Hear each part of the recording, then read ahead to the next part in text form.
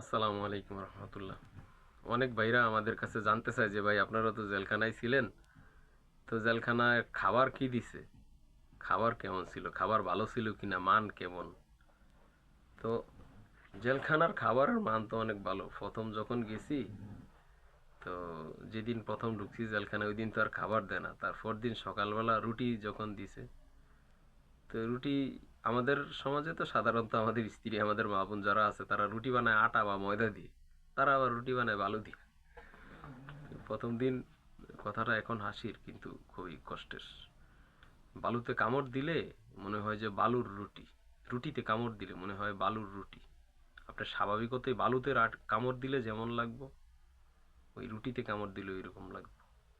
এত নোংরা পরিবেশের খাবার এবং এতটা মানে অগ্রহণযোগ্য এবং অকার্যকর মানে পরিস্থিতিতে তারা খাবার তৈরি করে।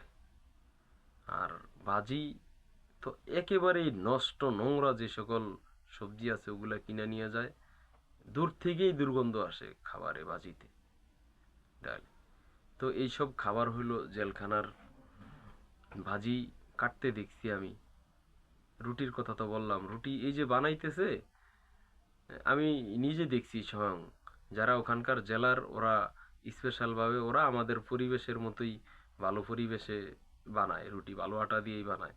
আর সাধারণ কয়েদিদের জন্য যেটা বানায় আমি নিজে দেখছি, ওরা যেই তাফাল বলেন বা ডিশ, হাড়ি যেটাই বলেন, ওটার মধ্যে আটা গলে ওটাতে 3-4 জন মানুষ নাইমা যায়। নাইমা যায় এই পাড়াইতেছে, হাতাইতেছে, এইভাবেই ওরা খামিরটা করে আর ওইটা দিয়ে এই রুটিটা বানায়। এত নোংরা পরিবেশ। এবং আমি একদিন জিজ্ঞাসা করছিলাম এক ভাইরে যে ভাই আপনি যে পায়ে নাইমা গেছেন, আপনার পায়ে তো ধুলাবালি, আমি নিজে দেখলাম এই দিক দিয়ে হাইটে আসছেন, আপনি যে রুটিগুলো বানান এগুলা তো মানুষে খাবে। ইনি আমার একটা থাপ্পড় মারছে, ইনি আমাকে একটা থাপ্পড় মারছে আমি এই কথাটা বলার কারণে। তখন বলছে যে বেশি পাকনামি করলে জেল 10 বছর বাইরে যাইব। তো উনি আমাকে একটা পুলিশের সামনেই থাপ্পড় মারছে, পুলিশ আবার আমারে ঝাড়ি মারছে। তখন চিন্তা করলাম যে হ্যাঁ, কথা ঠিক আছে। পুলিশের সামনে আমার থাপ্পড়টা মারছে, পুলিশ আবার বললো যে এ, সোজা চইলা যা, দ্বিতীয়বার আর কোনো কথা কবি না। তো চলে গেলাম।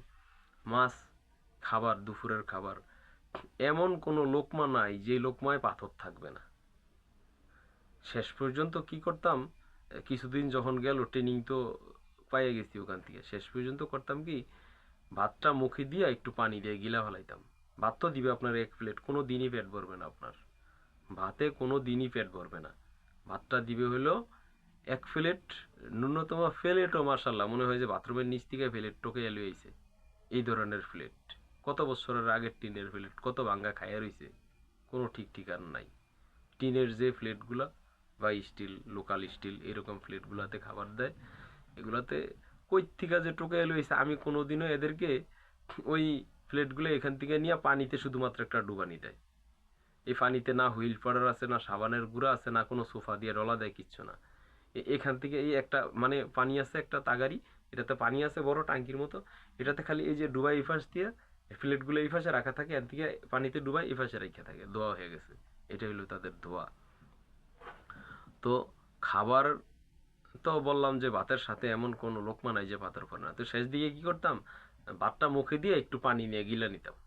আর পানিও মাসাল্লাহ এমন জায়গার পানি, আমরা ওগুলা দিয়া বাথরুমে যাই না, যে ময়লা পানি। অপবিত্র থেকে পবিত্র হইতেছি, পাক হইতেছি, পরিষ্কার হইতেছি, তাহলে পানিটাও পরিষ্কার লাগবে না? ওই পানিটাও আমরা নেই না। জেলখানায় যারা কাশিমপুরের বিশেষ করে ওইসব কারাগারগুলোতে থাইকে আসছে, তাদের সাথে কথা বললে পাবেন ইনশাল্লাহ। তো ওই পানি দিয়ে আমরা বাথরুমেও যাই না, ওই পানিই খাওয়া লাগবে, কিছু করার নাই। গাছের পাতা পড়তেছে, এটা পড়তেছে, ওইটা পড়তেছে, টিউবওয়েলে হাত দেওয়া আমাকে অনুমতি নাই। তো শেষ দিকে অবশ্য অনুমতি পাইছিলাম, কারণ ওই কলেজে টিপকল আছে, সাপকল, পানি যে পড়ে ওগুলাতে ধরার তো অনুমতি নাই।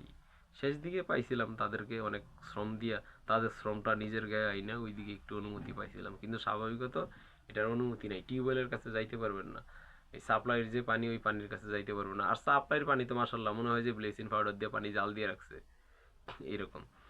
আর খাবার দেখছি হইলো, ধরেন আলুগুলা মিডিয়াম সাইজের আলু হইলে 4টা পিস করে, বড় সাইজের আলু হইলে 6টা বা 8টা পিস করে লম্বায়। আলুগুলা যেমন লম্বা আছে লম্বাতেই কাটে, পাশে না, পাশে কাটে না। আর কোনো সিলা টিলা নাই, কিছু নাই। এই যে সকালের ভাজির কথা বললাম, কোনো সবজি ছিল না, না আলু, না মিষ্টি কুমড়া, না একবার যা কিছু আছে। আর ওখান থেকে কিনে তো পচা কম দামের তরকারিগুলা, এগুলাই কিনে। আমি দেখছি অনেকদিন যখন নিয়ে যায়, আমি ভালো সম্পর্ক হয়েছে যখন শেষ দিকে, তখন আমি কষ্ট করে দূরে নামাইতাম, ইয়ে করতাম। কিন্তু যত কষ্টই করছি, তারা বিনিময়ে যে তাদের যে ভালো খাবার তারা নিজেদের জন্য পাকাইতো, ওখান থেকে কোনোদিনও খাওয়ায় না। তো এ তরকারি এভাবে কাটতো। এই যে জায়গাটায় বসে বটিটা আছে, এর নিচেই পানির পাত্র রাখা আছে। এখান থেকে কাটতেছে আর নিচে পড়তেছে, কাটতেছে আর নিচে পড়তেছে। অনেক, 4 জনে কাটে, এই পাশে 2 জন, এই পাশে একজন, এই পাশে একজন। মানে এই পাশে 2 জন বসে, এই পাশে একজন বসে, এই পাশে একজন বসে, এই পাশে। এই 4 জনে কাটতেছে আর সব এখানে ফেলাইতেছে। ফেলাইতেছে যে সেটা পটল হোক, দুন্দুল হোক, ভেন্ডি হোক, যা আছে। ভেন্ডি হইলে তো আর কাটে না, ভেন্ডি হইলে যেভাবে আছে এইভাবেই। ওই পটল হইলে বড় হইলে মাঝখান দিয়ে ফারে, ছোট হইলে আর ফারে না। আর দুন্দুল, কহি, জিঙ্গা এগুলো হইলে ওই লম্বা যতটুক রাখার মাঝখান দিয়ে ফারে আর কি, কোনো সিলা টিলা কিচ্ছু নাই। তো এগুলা এই পানিতে পড়তেছে, ওই পাশ দিয়ে আরেকজনে উঠায় নিতেছে, ওই পাশ দিয়ে আরেকজনে উঠে পাত্রে রাখতেছে।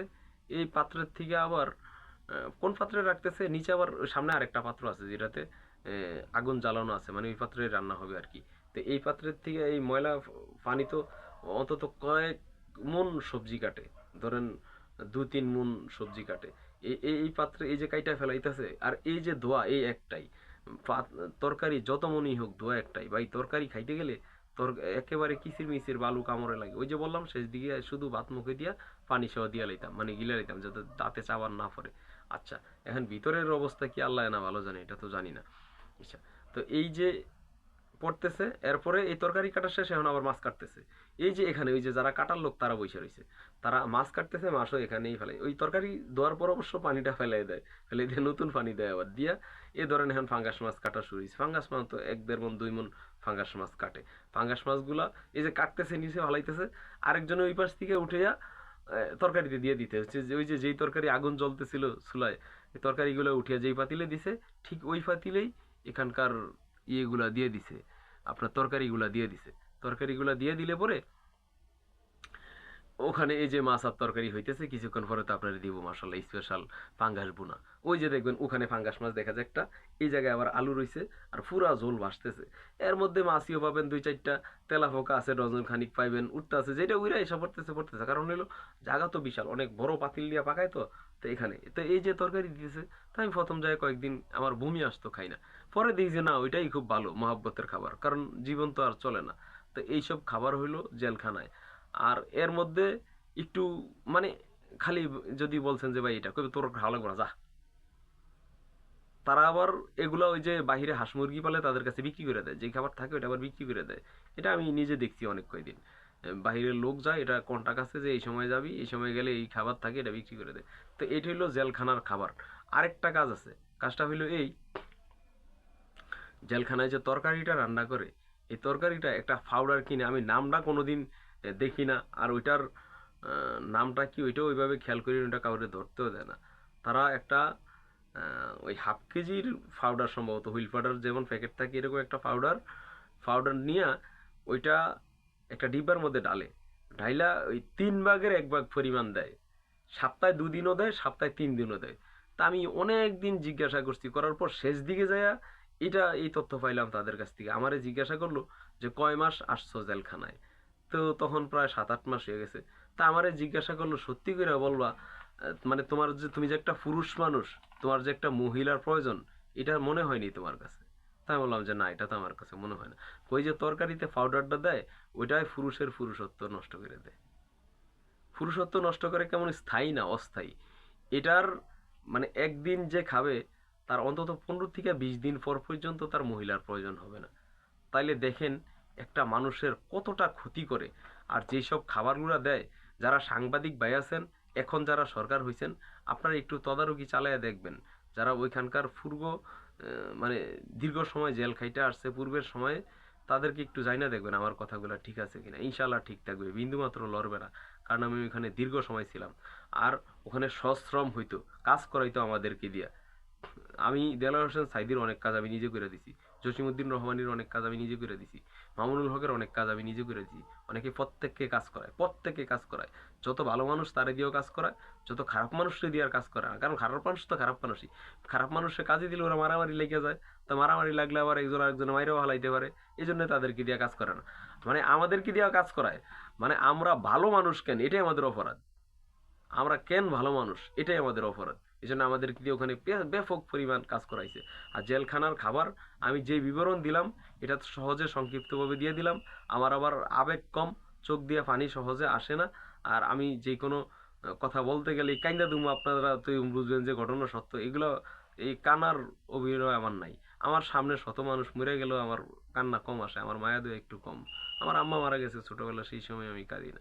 এটা আমার কান্না কেন জানি কম আসে। আল্লাহ যদি এটা কোনো খারাপ সাইড হয়, আল্লাহ যেন এটার থেকে আমারে মাফ করে।